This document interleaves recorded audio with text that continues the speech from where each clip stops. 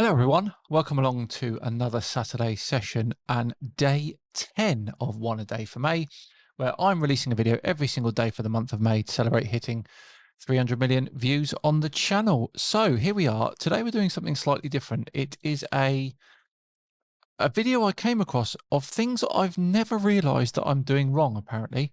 And we're going to review these things and we're going to see if I have been doing them wrong, because I don't reckon I have. We'll have a look. Here we go.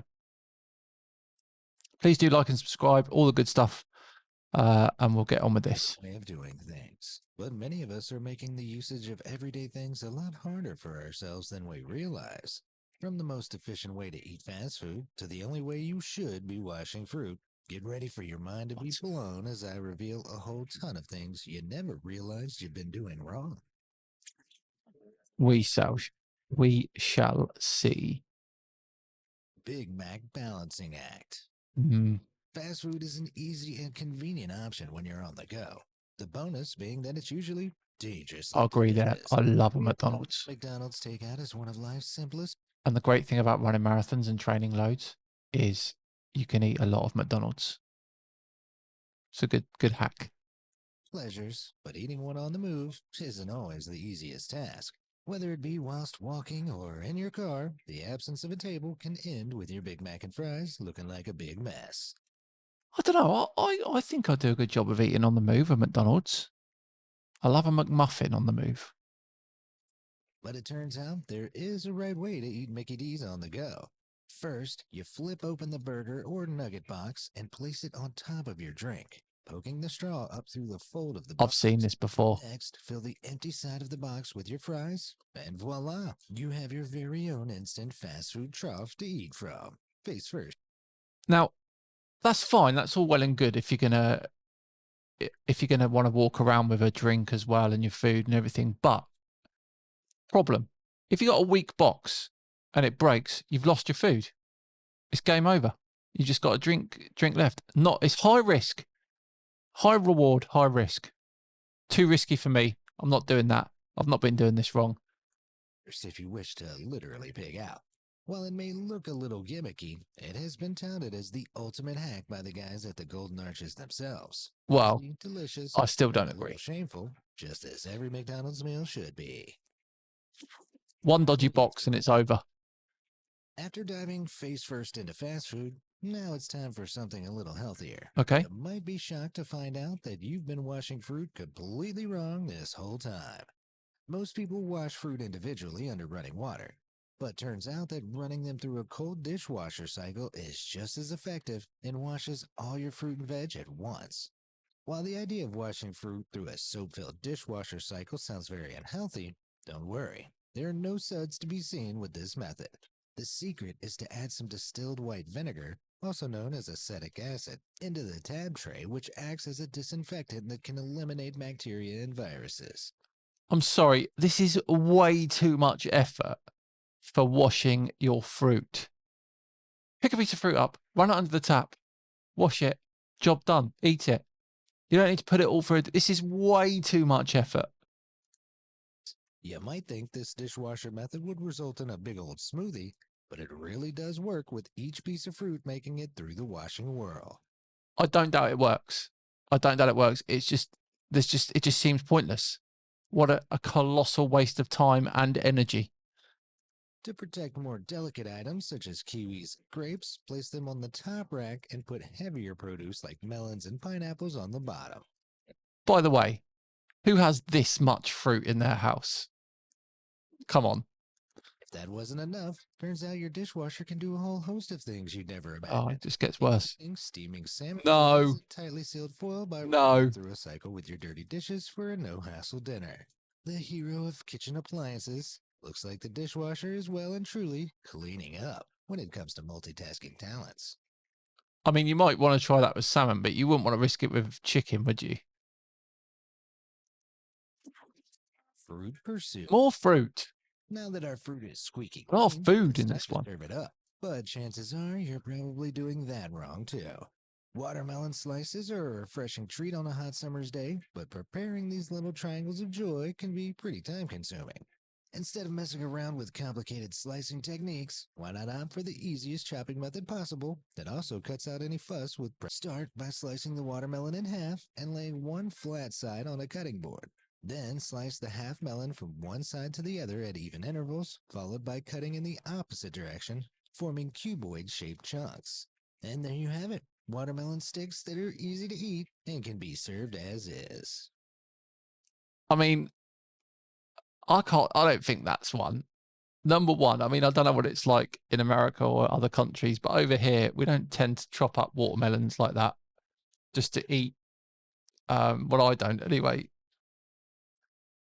I'm sorry, that's not really something you've been doing wrong your whole life, is it?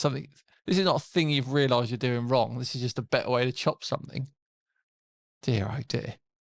Another sweet skill to add to your culinary carving arsenal now? Most people just cut strawberries like this, but this really isn't the most effective way to get the most berry for your buck.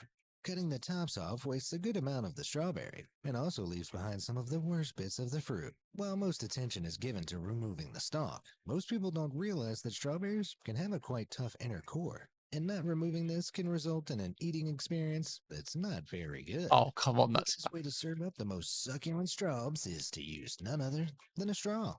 All it takes is a quick poke and the stalk and core are removed just like that. Not only okay. That is cool. I do like that, but the way I sort of strawberry out is I just rip the green bit off the top. That's it. That's all you need to do. You don't need to cut the whole top off. You just rip the green bit off. Job done. This is too much effort for preparing strawberries. Although I do like that. That is a cool little hack, and I may use that. only does this method work like a treat, it's also super satisfying to watch the core slide out of the straw. I wouldn't say I've been doing it wrong, but that is a cool hack. Now that's a whole new reason to call them strawberries. Hey, good one. Perfect prep. Here you go, more look. Chopping fresh fruit and veg can be the worst part of cooking. For many, it's boring, time-consuming, and unless you have a decent knife, just a real pain. Well, I bet you've been wasting time by slicing your ingredients one at a time. Did you know that there's actually a super easy method to slicing your ingredients all at once? No fancy kitchen gadgets required. This trick works best for smaller produce like grapes, olives, or cherry tomatoes, and you probably already have everything you need in your pantry to achieve it. Simply grab yourself 2 Tupperware lids, place your ingredients on one lid, and sandwich the other lid right on top. This way you can cut through everything in just one slice. Okay, I do like that. That's quite cool. But what if you haven't got any Tupperware boxes? I don't know. I feel like if I raced someone cutting, let's say, 9 cherry tomatoes, I reckon I can cut 9 in half almost as fast as someone who takes time to put the lids together and organise all the tomatoes and chops them through. I don't think you're saving time here. It's quite cool, but I don't think you're saving time. Now you've got your ingredients all prepared in record time, it's time to cook I up a disagree. storm. We all know that the key to a good meal is the right seasoning. And while fresh herbs always pack the biggest punch when it comes to flavor, they tend to wilt and go bad pretty quickly. That is While true. dried herbs are widely available, nothing beats that freshly picked taste. Again, that's But true. there is a way to have fresh herbs at your disposal every mealtime. Here we go. All you need is an ice cube tray as well as any herbs you want to preserve. To conserve fresh herbs, fill each ice cube tray with the herb mix of your choice, followed by a healthy glug of your favorite cooking oil. Do you know what? Pop them in the freezer for a few hours, and there you have it, your very own instant seasoning cubes. And if you enjoy a glass Damn of lighter it. rosé, I actually like that idea. Meals, you may know this stuff is best served between 45 and 60 degrees Fahrenheit. Damn them. That is a good idea. I like that idea. Ah, Unfortunately, that often means having to wait for that bottle you just brought home from the store to chill in the refrigerator. this. When that sunny afternoon in the backyard is calling, it pays to be smarter. A few ice cubes might do the trick, but icing up your wine will only dilute it on a hot day. The horror! But fear not, the real solution can be heard through the grapevine. No, I'm interested in this one because the amount of times I've got a beer or cider and it's not been in the fridge long enough. Come on.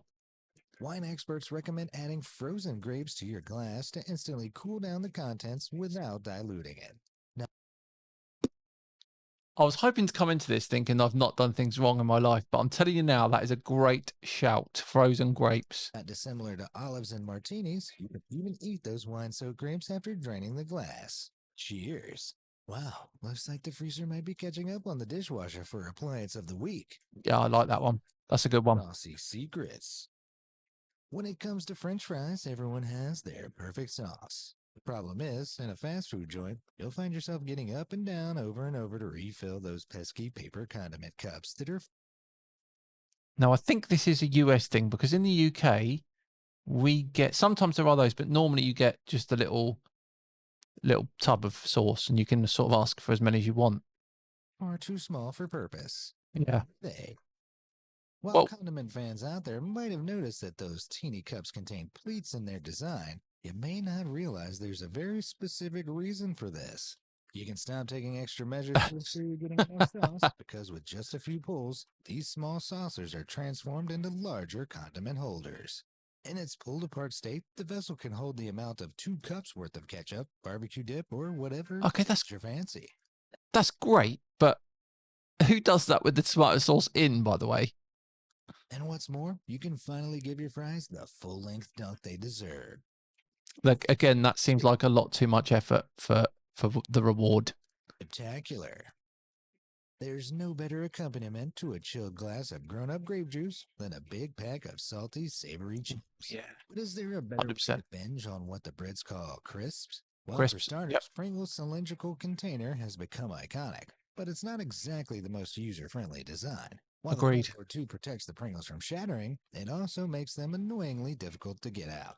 But the next time you're digging your hand into that tennis ball-sized hole, stop. You're doing it wrong. The method of getting full access to your tube of chips is I'm interested in this one. a piece of cake, or more accurately, a piece of paper. Simply fold a piece of paper in half and shove it in the can of Pringles, in between the container wall and the chips. Then simply slide the Pringles out and back in at your convenience. It's I will concede I've been eating Pringles wrong my entire life. that easy. As for more traditionally packed chips, though, you might see no other option than to dump them into a bowl to serve. But instead of pulling a bowl out for chips and then trying to get the leftovers back in the bag, why not make a bowl out of the bag itself? We all know that chip companies scam us out of a full bag of chips by filling them with air, but they found a way to finally make use of all that wasted space. With your open bag of chips in hand, start at the bottom of the packet and slowly roll up, pushing the chips into the additional space left at the top of the bag. As you continue rolling, the chips will get pushed to the top of the bag. I like this. When the chips reach the bag's brim, stop rolling. It's that simple. Genius. As the chips get consumed, Genius. keep rolling for more. Now, As a marathon and ultra runner, I consume a lot of crisps. This is genius. I'm using this 100%. you're a party hosting pro who doesn't even have to do dishes. Love it. Great job. This is winning me round, this video. We're getting you down. One thing you can do right is tapping those like and subscribe buttons for more amazing. Anyway, let's not get too excited, but yeah. All right, let's get back to the video. Pizza power. Perhaps the best part of ordering an pizza is the knowledge that the next day you'll be enjoying those delectable leftover slices. Definitely. Some folks are of the opinion that all next day pizza should be enjoyed cold for the authentic leftover experience. They would be wrong. You microwave that pizza to within an inch of its life. That's what you do. And when compared to the soggy mess that comes from trying to revive your slices, That's all good. They'd be right. No. Using an oven is an effective option for non-sloppy day-old pizza resuscitation. It can take up to 30 minutes to too long. preheat just one slice, including preheating time. And as we all know, leftover pizza is not something you can wait that long for. So I'm pleased to reveal there is a secret way to wind back the clock and restore your leftover slices back into their prime out-of-the-box state. All you need is your leftover slices and a non-stick skillet. Interesting. First, cook the pizza in the skillet on a medium to low heat for 2 minutes to restore that dough to its peak crispy state. Next, add in just a little splash of water to the pan, not too close to the slice itself. Reduce the heat to low and cover the skillet for 1 minute and let things get steamy. This allows the cheese on top to spring back into its melty, gooey goodness. And after just 3 minutes, you've got yourself the superior slice of melted, That looks good. moist crust, but crispy bottom. Still happy with my microwave method. Delicioso. Even the most devoted cold pizza connoisseurs have to admit that this pan method is worth a try. I'm sorry, cold pizza is just not on. It's not on. After all, pizza knowledge is pizza power. Annoying oranges. By the way, why are things you've never realised you're doing wrong all about food?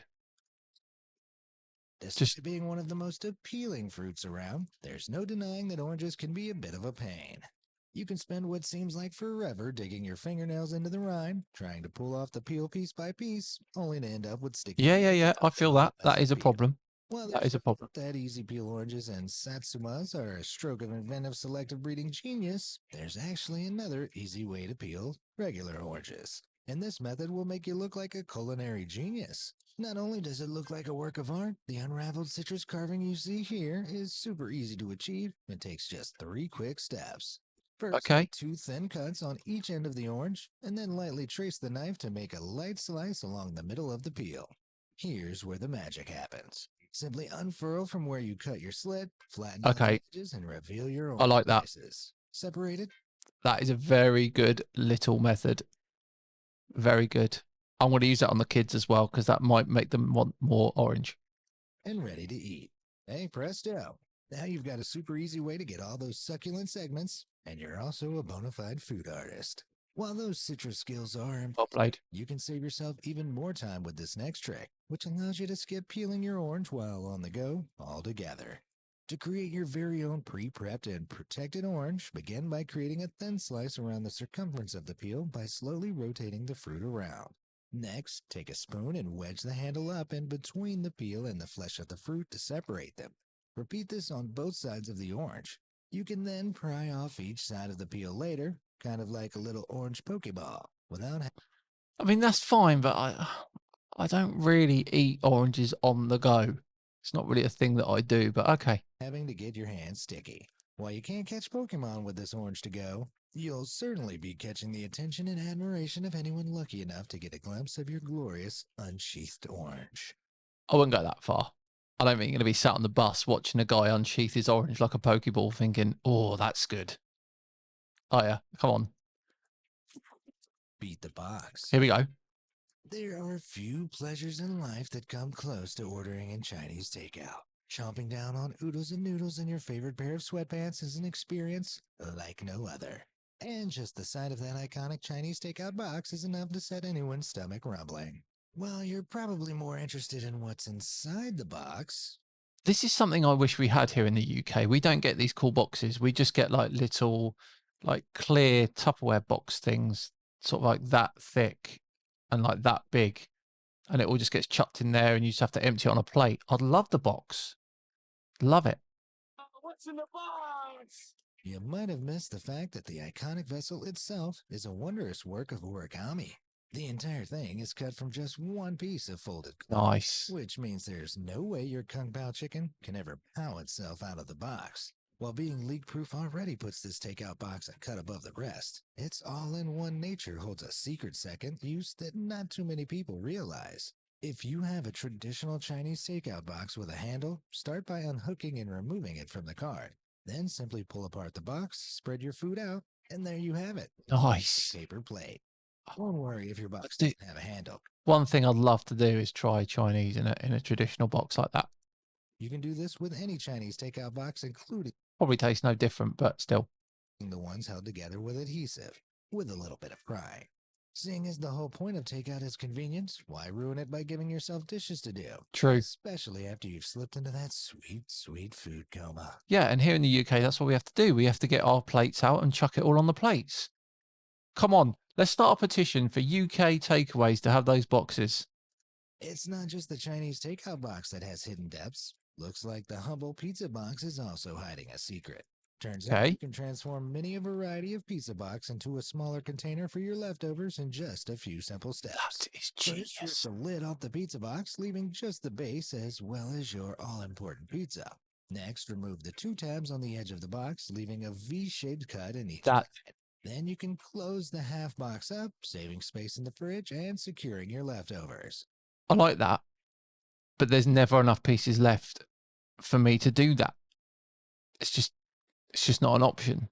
You know, when you're running them as many miles a week as I am, food just gets eaten. Could be useful for the kids, though. Pizza smarter, not harder. Carton correct. It's food stuff. There's nothing better than a nice, refreshing glass of juice or milk to start off your morning. And while you might think there's no wrong way to pour from a carton, think again. There's actually an art to the perfect pour, and it all starts with how you hold the carton. Intuitively, most people will put the carton's plastic spout as close to the glass as possible, Yep. which results in that all too familiar chaotic Yep. glug You're glug gonna split. tell us to turn it around, aren't you? We should be pouring the carton flipped around with the spout held high. And just check out the difference. A nice splash-free I just feel like that's something I should know, but I never do. I'm gonna do that from now on. pour. There's actually a scientific reason why pouring this way is better. Yeah. When pouring the wrong way, the weight of the liquid inside the carton forces it out of the spout as quick as it can. This is great. I mean, this is definitely something I've been doing wrong. 100%. I'll give them this. Leaving no room for air to escape the hole. This throws the air pressure all out of whack, creating a tsunami of uncontrollable liquid. Flipping the carton upside down creates a gap in the spout that lets air flow in and out as the liquid pours, keeping the pressure smooth and neutral, and the liquid flowing perfectly. Yeah, well done. If you really I'll take that one. straight up animal and just drank directly from the carton, the reverse spout trick will allow you to glug away without even having to tilt your head. Laziness at its finest. Genius.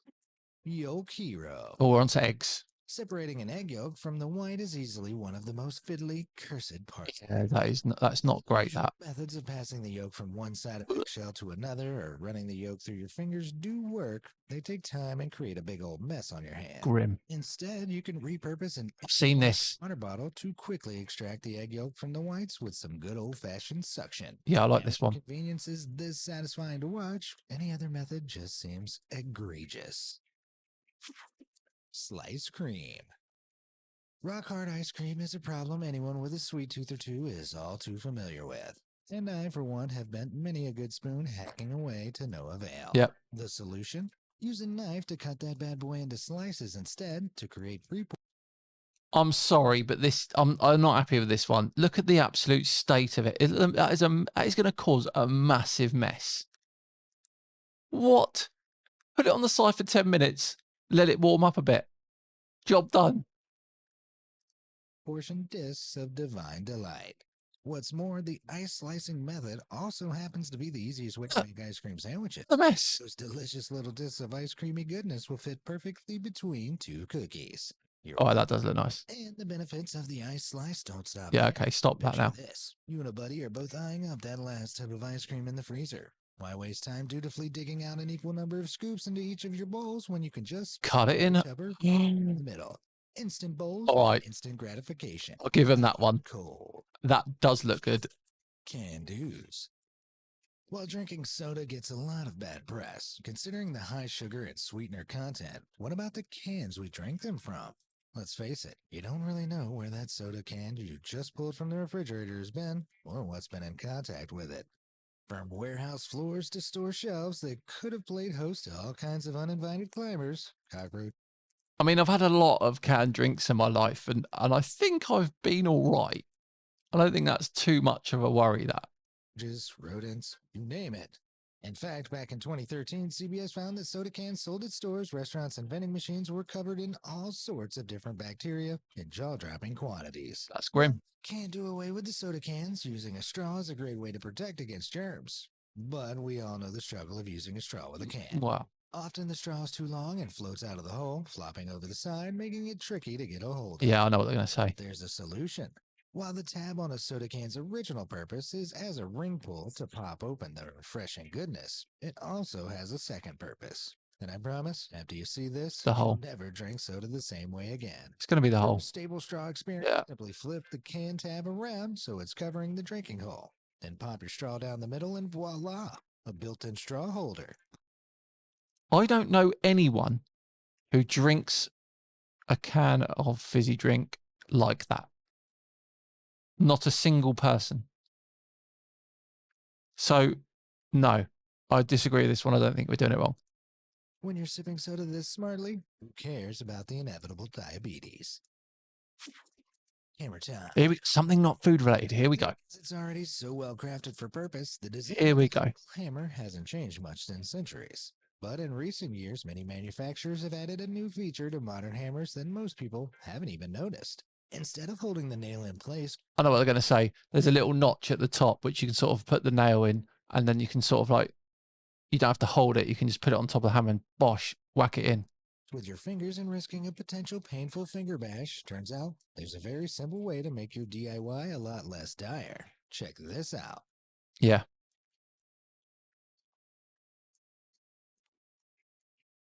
It's clever. Yep, some hammers now have a cleverly placed groove meant for a much safer swing.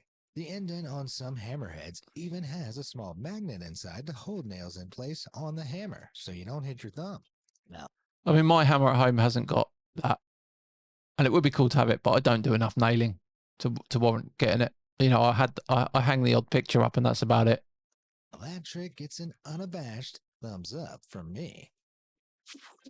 McFlurry madness. Flurries. There we go. Safe to say that no trip to Mickey D's is quite complete without a McFlurry. They're all While right. you may think that the soft serve candy combo is a beautifully simple invention, turns out you might have been eating it all wrong. If countless social media posts are anything to go by, you might be one of the many thousands who regularly look at that big hollow plastic thing sticking out of the top of your Flurry and assume that it's a straw spoon hybrid. But each time you try to slurp up the frozen goodness, you're confused by why it doesn't work. Well, there's a reason it doesn't work, and it's not because it's the worst straw ever designed. When I eat McFlurry, I use it as a spoon, and that's the end of it. Don't know why this is a thing. The hollowness of the spoon, not straw, is actually a very useful tool that McDonald's workers use when making your delicious McFlurry. The end of the spoon is designed to fit snugly into the machine that blends in the ice cream toppings, turning the spoon into an impromptu whisk. There you This go. McFlurry spoon's secret was officially revealed by McDonald's themselves. To promote the launch of the new Caramel Brownie McFlurry That's in quite 2020, clever. the fast food chain vowed to give away one of these sweet treats for free to everyone who has ever thought the spoon was a straw. Okay, that's great, but why is this something you've never realised you're doing wrong? Because unless they're saying people have been using it as a straw and you shouldn't be, but I don't know anyone who does use it as a straw. They use it as a spoon. So basically everybody. But if the spoon already looks like a straw and is hollow like a straw, then why don't McDonald's create an opening at the other end of the spoon so it can double as a straw? Well, according to Ronald's health and safety teams, some of the McFlurry toppings are a little too large and might cause a choking risk if sucked up too quickly. Fair. Damn it. Fair. Why must harsh reality constantly get in the way of our fun? Which of these things had I'll tell you what, that was quite good because I did learn a couple of things there. I'm definitely going to take a couple of things away from that, but the majority of that, I don't think I've been doing things wrong. Some things I have been, definitely. Some things I haven't. But there we go. I've learned a few things today. I hope you have as well. Thanks so much for watching today for another Saturday session. Please do like and subscribe, and I will see you tomorrow for the next one a day from May, which you'll be delighted to hear is Mr. Matt Powell. See you then. Bye-bye.